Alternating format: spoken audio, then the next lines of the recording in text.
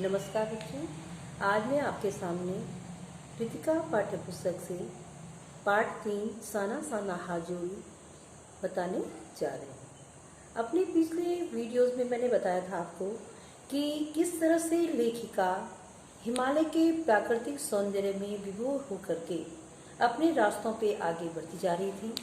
उन्हें बीच बीच में 7 sisters waterfall और जो है मातृत्व और समसाधना का साथ, मातृत्व और समसाधना का साथ मतलब कि पीठ में जो पहाड़ी औरतें थी, वह सड़कों को चौड़ा करने के लिए हाथ में कुदाल वो लेके हथौड़ा लेकर के पत्थरों को जो है पीटती जा रही थी।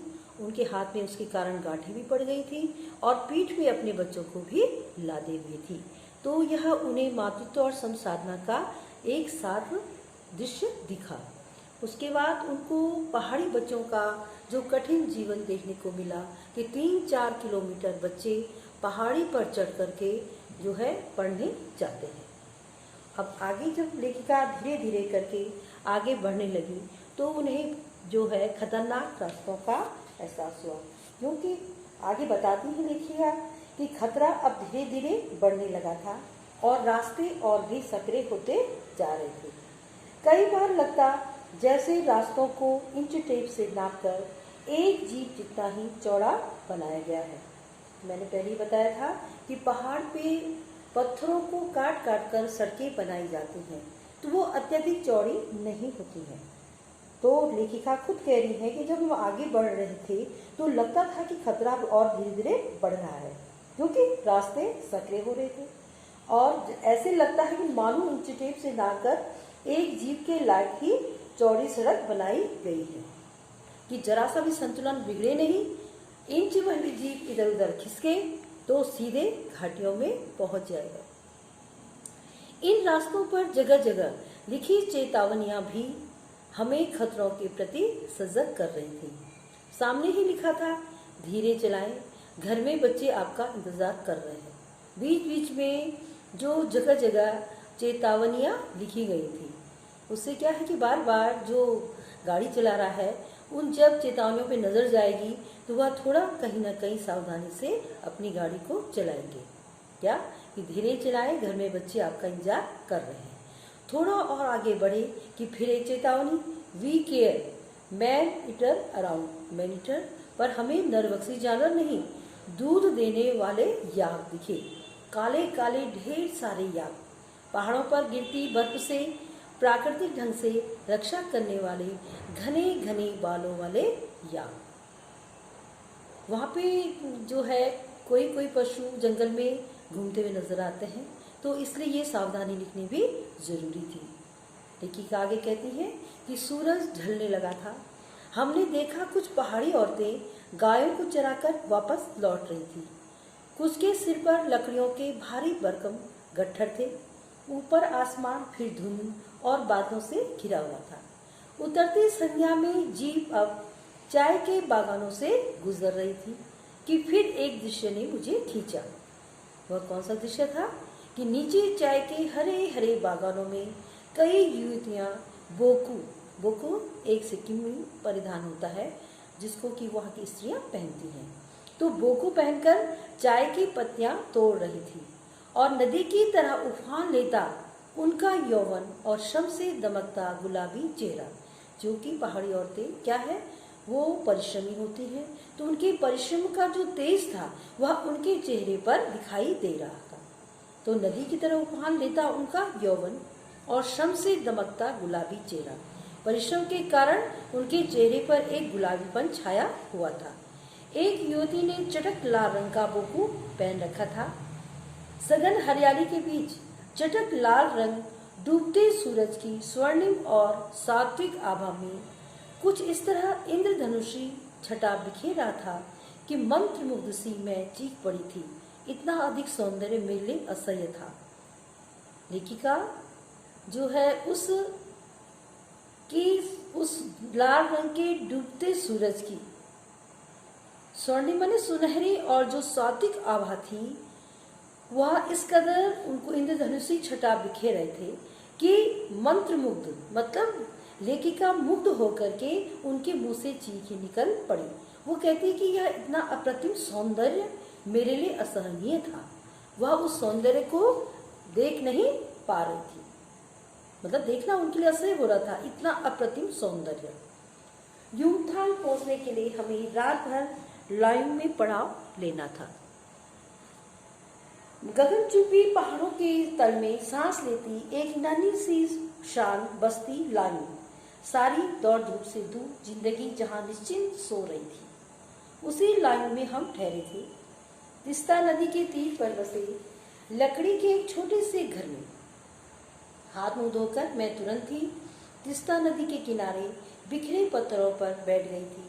सामने बहुत ऊपर से बहता झरना नीचे कल कल बहती तिस्ता में मिल रहा था। ऊपर से झरना गिर रहा था जो कि नीचे तिस्ता नदी जो बह रही थी उसमें मिलता जा रहा था। मध्यम मध्यम मध्यम मध्यम मैंने धीरे धीरे हवा बह रही थी। पेड़ पौधों भी मानो उसी हवा में झूम रहे थे। गहरे बादलों की परत ने चांद को ढक रखा था। बाहर परिंदे और लोग अपने घरों को लौट रहे थे, क्योंकि शाम का दोपहर आ रहा था। लोग अपने घरों की तरफ लौट रहे थे। वातावरण में एक अद्भुत शांति थी। मंदिर की घंटियों सी, घुंघरों की रुनझुनाहट सी आंखें अनायास भर आईं। क्यों? ज्ञान का नन्हा सा बोधिसत्व जैसे भीतर उगने लगा। वही सुख शांति और सुकून है जहाँ अखंडित संपूर्णता है, अर्थात पेड़ पौधे पशु और आदमी सब अपनी अपनी लय ताल और गति में है। तो हमारी पीढ़ी ने प्रकृति की इस लय ताल और गति से खिलवाड़ कर अक्षम्य अपराध किया है। वह जो जहाँ पर कि लेखिका अपने मन में ये सोच रही है कि यहाँ पे क्या संपूर्णता है। क्यों? क्योंकि सभी लोग प्रकृति का प्रत्येक जो वहाँ पे प्रत्येक चीज है वह अपनी अपनी लय ताल और गति में है, लेकिन हमारी जो नई पीढ़ी है वह प्रकृति की इस लय ताल और गति से खिलवाड़ कर रही है, और यह उसके लिए क्या है, यह उसका ऐसा अपराध है जिसको कभी भी क्षमा नहीं किया जा सकता। वो कहते हैं कि हिमालय अब मेरे लिए कविता ही नहीं दर्शन बन गया था। अंधेरा होने के पहले ही किसी प्रकार डगमगाती शिलाओं और पत्थरों से होकर तिस्ता नदी की धार तक पहुंची। बहते पानी को अपनी अंजलि में भरा तो अतीत भीतर धड़कने लगा। स्मृति में कौंधा उनकी याद में आया और अपने अतीत में जो अंजलि में भर करके उनसे पानी भरा तो उनकी स्मृति में कुछ याद आया। उनको क्या याद आया? उनको क्या स्मृति हुई कि हमारे यहाँ जल को हाथ में लेकर संकल्प किया जाता है। तो क्या संकल्प करूं? जब जैसे ही उन्होंने अपनी अंजलि में पानी भरा तो उन्हें लगा कि हमारे यहाँ क्या संस्कार है कि हाथ में अंजलि में भर करके कोई संकल्प लिया जाता है। तो वो कहती मैं कौन सा संकल्प लूं, मैं कुछ सोच नहीं पा रही थी।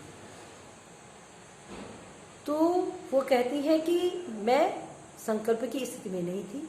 भीतर थी एक प्रार्थना, एक कमजोर व्यक्ति की प्रार्थना, और भीतर का सारा हलाहल। हलाहल क्या है? विष। हलाहल बोलते हैं विष और जहर, मतलब मन की जो तामसिक जो भावनाएं थी, तो सारी तामसिकताएं जो बह जाएं इसी बहती धारा में। जो मन का कालापन है, जो मन में जो विचार है, वो कहते हैं कि मानो कि ये सारी इस बहती धारा में सारे चीजें बह जाएं। रात धीरे धीरे गहराने लगी। रात मतलब बढ़ने लगी थी। हिमालय ने काला कंबल ओढ़ लिया था। काला कंबल ओढ़ लिया था मानो कि चारों तरफ रात्रि की कालिमा चारों तरफ छा गई थी। जितेन ने लकड़ी के बने खिलौने से उस छोटे से गेस्ट हाउस में गाने की तेज धुन पर जब अपने संगीत साथियों के साथ नाचना शुरू किया तो देखते देखते एक आदिम रात्रि की महक सी, परियों की कहानी सी मोहक वह रात महक उठी। लेखिका बताती हैं जब गेस्ट हाउस में गाने की तेज आवाज में सभी लोग वहां पे नाचना शुरू किए तो लगता है कि वह एक उनको लगा कि मोहक सी मोहित कर देने वाली वह रात, मानो कि जैसे कि वो परियों की कहानियों में पढ़ती थी, मानो कि कोई परियों की कहानी हो, वह रात उन्हें वैसे ही महसूस हो रही थी। मस्ती और मादकता का ऐसा संक्रमण का मतलब है मिलन, संयोग। तो वो कहती हैं कि हुआ कि एक एक कर हम सभी सैलानी गोल गोल घेरा बनाकर नाचने लगे। मतलब मस्ती थी और मादकता दोनों ही एक साथ, और सभी लोग क्या है, नाच रहे थे। मेरी 50 वर्षीय सहेली मणि ने कुमारियों को भी मात करते हुए वो जानदार नृत्य प्रस्तुत किया कि हम सब अवाक उसे ही देखते रह गए। मतलब सभी में इतनी मादकता और मस्ती भरी हुई थी कि वो कहती हैं कि 50 साल की उनकी जो सहेली थी मणि, उसने छोटी लड़कियों को भी मात दे दिया था। ऐसे जानदार नृत्य प्रस्तुत किया। कितना आनंद भरा था उसके भीतर, कहाँ से आता था इतना आनंद। लेखिका सोच रही है कि अगर वो इतनी मस्ती से भरा नाच कर रही है तो उनके अंदर, उनके भीतर यह आनंद आया कहाँ से। लायूं की सुबह, आगे लेखिका कहती है, बेहद शांत और सुरम्य, तिस्ता नदी की शांत धारा के समान ही कल कल कर बहती हुई। अधिकतर लोगों की जीविका का साधन पहाड़ी आलू, धान की खेती और दारू का व्यापार। सुबह मैं अकेले ही टहलने निकल गई थी। मैंने उम्मीद की थी कि यहाँ मुझे बर्फ मिलेगी, पर अप्रैल के शुरुआती महीने में यहाँ बर्फ का एक कतरा भी नहीं था। लेखिका कह रही कि अप्रैल के महीने में यहाँ बर्फ का एक कतरा भी नहीं था। यद्यपि हम सी लेवल क्या हुआ, जो नीचे का स्तर है, सी 14,000 फीट की ऊंचाई पर थे।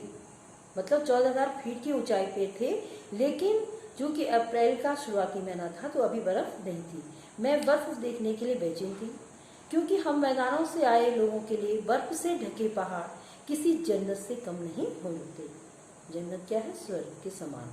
वहीं पर घूमते हुए एक सिक्किमी युवक ने मुझे बताया कि प्रदूषण के चलते स्नोफॉल लगातार कम होती जा रही है, पर यदि मैं कटाओ चली जाऊं तो मुझे वहां शर्तिया बर्फ मिल जाएगी। कटाओ यानी भारत का स्विट्जरलैंड। कटाओ क्या है, उसको भारत का स्विट्जरलैंड कहा जाता है। कटाओ जो कि अभी तक टूरिस्ट स्पॉट नहीं बनने के कारण सुर्खियों में नहीं आया था।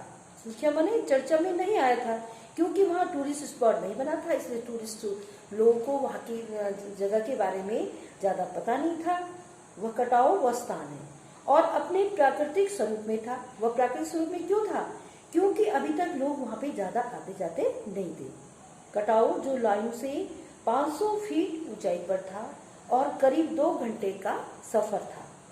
वह नवयुवक मुझसे बतिया रहा था और उसकी घरवाली अपने छोटे से लकड़ी के घर के बाहर हमें उत्सुकता पूर्वक देख रही थी कि तभी गाय ने आकर बाहर थैले में रखा उसका जो महुपा गुडुप कर लिया। गुडुप कर लिया मतलब निगल लिया। जो बाहर थैले में रखा हुआ था महुआ, वो सारा उसने खा लिया। मीठी झिड़कियां देकर उसने गाय को भगा दिया था। उम्मीद, आवेश और उत्तेजना के साथ अब हमारा सफर कटाओ की ओर। लेखिका कहाँ की ओर प्रस्थान कर रही थी, कटाओ, जो कि अभी बताया हमें कि वो क्या है, भारत का स्विट्जरलैंड जिसको कहा जाता है। और अभी तक उसके बारे में ज़्यादा वह चर्चा में नहीं था, क्योंकि वहाँ पे टूरिस्ट स्पॉट नहीं बना था। कटाओ का रास्ता और भी खतरनाक था और उस पर धुंध और बारिश। जितेन लगभग अंदाज से ही गाड़ी चला रहा था। लेखिका कह रही है कि वह अंदाज से ही गाड़ी चला रहा था। पहाड़, पेड़, आकाश, घाटियां, सब पर बादलों की परत। लेखिका अपने अभियान में आगे, यात्रा के अभियान में आगे बढ़ती जा रही थी और वो कहती कि जितेन मतलब जो है अंदाज से ही गाड़ी चला रहे थे। सब कुछ बादल में, बादलों को चीर कर निकलती हमारी जीप, खतरनाक हाथ रास्तों के जो एहसास ने हमें मौन कर दिया था। जब रास्ते खतरनाक होते हुए और वहाँ पे जीप चलती है तो अपने आप ही सभी लोग मौन हो जाते हैं। और उस पर बारिश भी हो रही थी। एक चूक होती कि सब खत्म। सांस रोके हम धुंध और फिसलन भरे रास्ते पर संभल संभल कर आगे बढ़ती जीप को देख रहे थे। हमारी सांस लेने की आवाजों के सिवाय आसपास जीवन का कोई पता नहीं था। इतना सन्नाटा उस समय उस रात्रि में व्याप्त था। फिर नजर पड़ी बड़े बड़े शब्दों में लिखी एक चेतावनी पर, if you are married divorce speed. थोड़ी ही दूर आगे बढ़े कि फिर एक चेतावनी, दुर्घटना से देर भरी सावधानी से मौत टली। इस तरह से लेखिका अपनी यात्रा को आगे बढ़ाती चली जा रही थी। अब यहाँ से आगे की यात्रा का विवरण मैं आपको कल अपनी नई वीडियो में बताऊंगी।